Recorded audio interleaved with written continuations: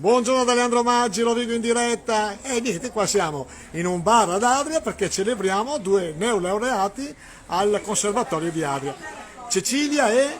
Francesco. Allora, a Cecilia, tu ti sei laureata Cecilia? Sì, mi sono laureata al triennio oggi di canto lirico e abbiamo eseguito un recital, quindi un format dove tutti hanno partecipato, tutti i nostri amici, compagni di classe, della nostra classe e anche dell'altra classe, insieme ai professori e ai maestri che ci hanno aiutato nel mettere in scena le nostre esecuzioni.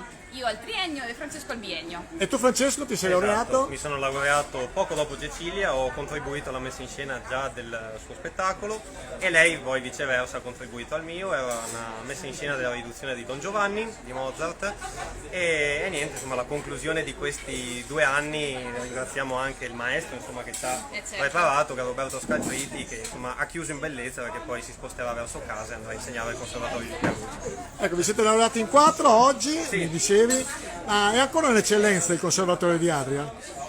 Sì, sembrerebbe insomma che anche non per peccare di superbia, insomma, ma minimo insomma siamo stati premiati con la lode.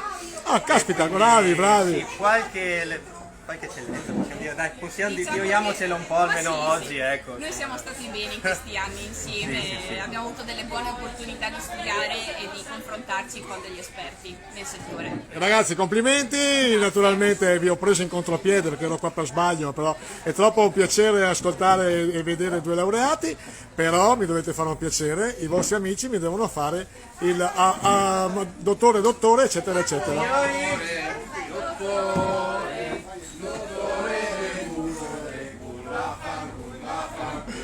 Ciao ragazzi, complimenti! Ciao, grazie! Ciao.